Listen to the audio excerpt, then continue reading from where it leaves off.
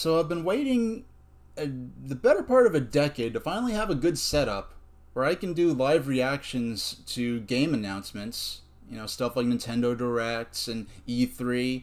And the year I finally get it all set up, everything gets doggone canceled because of the pandemic. Go figure. But I am at least able to actually provide, my not my live reaction, but my reactions to the Pokemon news that was announced today.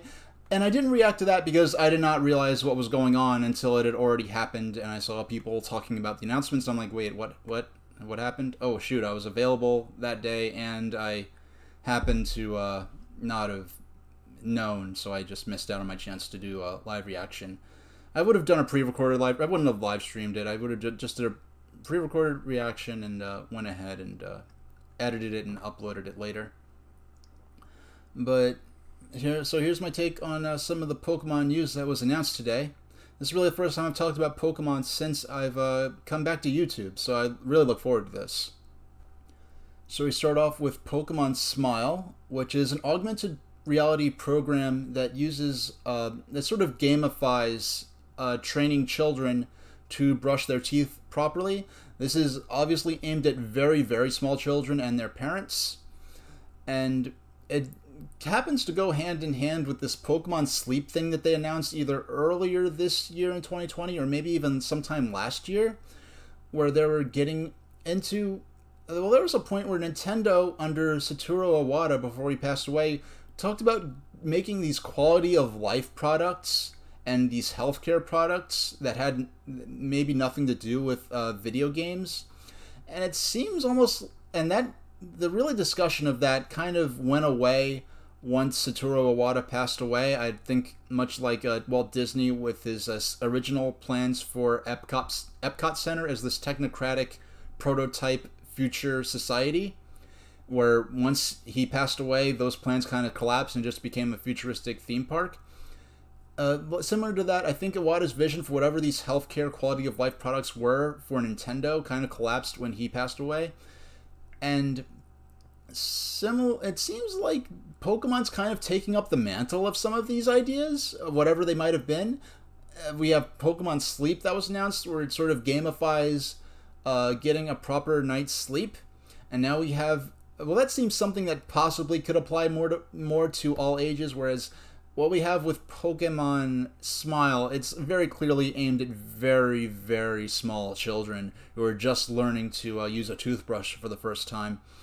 I could only imagine being a little kid on set, being asked to pretend to brush their teeth. You notice they weren't using toothpaste or anything. I'm sure doing all those different takes of little kids brushing their teeth would have gotten very messy and complicated very quickly. And with the current concerns for cleanliness and disease control, I can imagine why they forgone using actual toothpaste and water when the kids were pretending to brush their teeth. First thought was, boy, does that look comfy and inviting. I really would have thought that was just a piece of fan art, because there's this whole sort of aesthetic in the Pokemon fan community of drawing scenes of Pokemon and people in these sort of really homey, comfy settings, these very inviting, comforting locations, and that the official art for this, the artwork and the setting and the sort of mood for this, what is it called? What was it called? Pokemon Cafe Mix? Yeah, the settings and the artwork and the themes are very inviting, comfy, low stress. Something I would like to take a swing at. It seems like I don't know if it's going to be free on Switch or something. I'd like to maybe take a swing at streaming a couple of times, but it seems like it's very heavily reliant on the touchscreen. I do like Pokemon puzzle games anyway. I love Pokemon Puzzle Challenge for the Game Boy Color, Pokemon Puzzle League for the Nintendo 64. And this seems like a very interesting take. It's not a typical puzzle game where you're just matching as the blocks on a sort of grid. It looks like you're kind of stirring all the little Pokemon icons in a blender to make different recipes, and different Pokemon will join you, and they'll join your workforce in the cafe. Hopefully you don't have to pay for their health insurance and everything. It looks like something I'd try. I doubt I'll really get into it, especially most of the games I play right nowadays are games I'm able to share via live streaming, and if it's a touch-based Pokemon game on Switch, I won't be able to play that while I'm streaming because I won't be able to plug it into HDMI so I can capture it. So I'll probably give it a whirl. Probably, maybe it'll be something cool to de-stress and sort of escape from reality for a little while. But to that same extent, the mobile version might be just as well. Not that I have that much space on my phone, but so we'll see how that works out.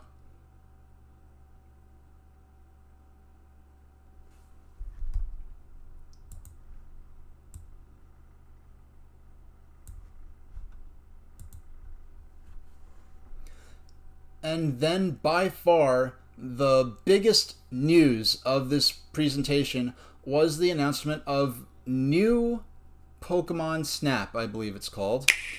Yeah, people have been clamoring for a Pokemon Snap sequel since the Wii or Wii U era. Really, I think it was the release of Pokemon Snap for the Wii Virtual Console, where they actually used the export images feature from Pokemon Snap to be able to. That mechanic was originally used to be able to print your stickers as special.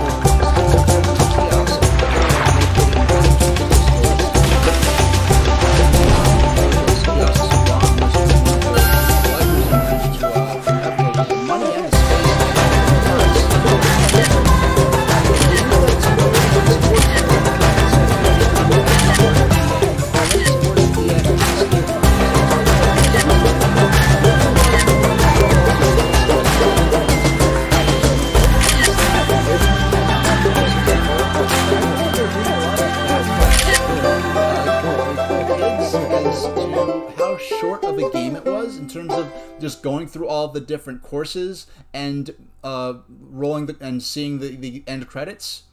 And I think that was for a lot of younger kids who weren't quite old enough to have played a lot of NES or even Super NES games where it was more arcade style and the point was to go back and improve your score but through repeated playthroughs. The idea of a score attack game was kind of new to them, so the idea of this short game kind of offended them to the point where Nintendo Power actually did acknowledge, they did address it in a Nintendo Power the month after the game came out and said, oh, that you weren't just supposed to take the pictures and that was it. You're supposed to go back and try new things and experiment to improve your photos and your score. But since then, people grew up into it, and it's a really beloved, one of the most beloved Pokemon side games. When the Wii U came out and you had that ability to take the gamepad with certain games and move it around in an augmented reality kind of thing, people really got attached to, hey, this would be a great way to bring back Pokemon Snap, and now we're getting that for Nintendo Switch. I'd be shocked if they didn't involve motion control options. Hopefully it's not totally reliant on motion controls, but the motion control options are really going to improve the immersion of this game for a lot of people. And probably not for me. I know one thing I definitely took note of with Pokemon Snap, new Pokemon Snap. Oh, actually, we'll address the name. It's been a joke for a while. It started with New Super Mario Brothers. Then there was the New Super Mario Brothers 2, New Super Mario Brothers Wii, New Super Mario Brothers U, and it's like, okay, it's not new anymore. And there's the new Nintendo 3DS and Yoshi's New Island. Now there's new Pokemon Snap. What I heard is basically in Japan, the English language word new does not literally mean new in Japan. In Japan, the English word new is used kind of to say deluxe or enhanced or improved, rather than actually the literal English speakers' perception of what the word new means.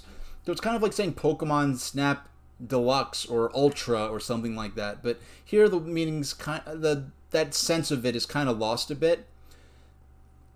So, it is what it is. Nintendo gamers are used to the word new to market products, the actual product title. It is what it is. Now, when it comes to the game's visuals, it is such an obvious improvement over the visuals in Pokemon Sword and Shield.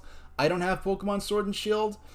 I regret being unimpressed with what they showed of the game. Between all the games I already have to play and my very limited time, loving Pokemon as much as I do, I was not in a rush to play the game. It did not impress me to the point where I felt compelled to go out and buy it as soon as possible. I mean, the game's going to be around. They're only improving it. I feel like Pokemon Sword and Shield seriously suffered from the lack of... Well, basically, I feel like Game Freak needed an extra year to work on Pokemon Sword and Shield. It's not like I didn't care. I love the mainline Pokemon RPGs. I love seeing how they translate different regions of our real world, you know, whether it's the Tokyo area or, you know, the island of Hokkaido or the New York, New Jersey metropolitan area, or if it's, you know, France or Hawaii. And now England, the only other country other than the US I've been to. I was, you know, kind of speculating for years how the UK would eventually be interpreted into the Pokemon world, and it really it hurt a bit that what they showed was not especially impressive. I feel like they could have used another year in development, and what I feel is that Game Freak is somewhat of a victim of the multimedia nature, the merchandise-driven nature of the Pokemon franchise, and that, yeah, they really should have had an extra year to work on that game, but the toy contracts are already signed. The anime needs new material, and so they had to get the game out as soon as they could, and I feel like the final product suffered for it, and if they had an extra year, they would have made a much better, more impressive game. So when we have this side game that is not tied to, you know, needing to adhere to these deadlines, and plus it's by Bandai Namco, who I understand has more experience working with HD resources than the mainline Pokemon team did. You have a much more impressive game, and I hope that the visuals of the generation to follow, Sword and Shield, are much more in line with what we see in new Pokemon Stadium. No, a new Pokemon Snap. Excuse me, got my N64 Pokemon games mixed up there. Now, aside from that, they had some Pokemon Go announcements. I was never big into Pokemon Go. I dreamed of them announcing something like Pokemon Go. The day they announced it, I just could not believe it. I was blown away. And it came out, and it just wasn't for me. I never felt... Something about it just doesn't click with me, and I think, ironically, the thing that doesn't click with me is that I was already out, going to parks, public parks, and footpaths, and just visiting interesting places, and imagining, just imagining things, or imaginary creatures and things like that on the real world.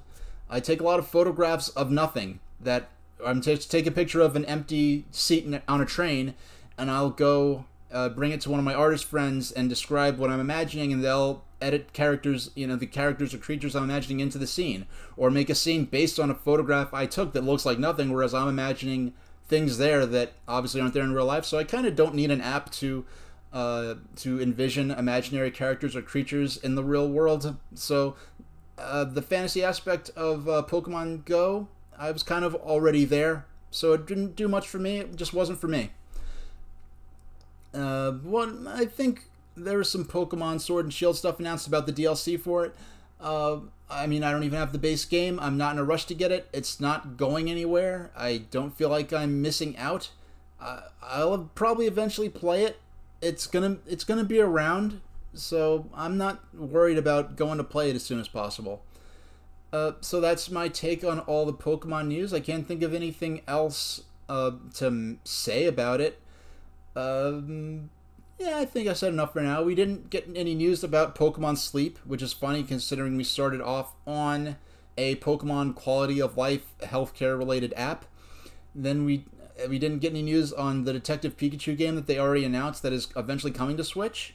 And this is around the time when these announcements probably would have been coming out, so it's interesting to see, you know, you never know which things may have gotten delayed because of this or even canceled because of this. They just haven't announced or acknowledged yet. Or maybe they just weren't. Yeah, so yeah, that's my take on the Pokemon news. I'm filming this, you know, on the, what is today's date? I keep forgetting, doggone.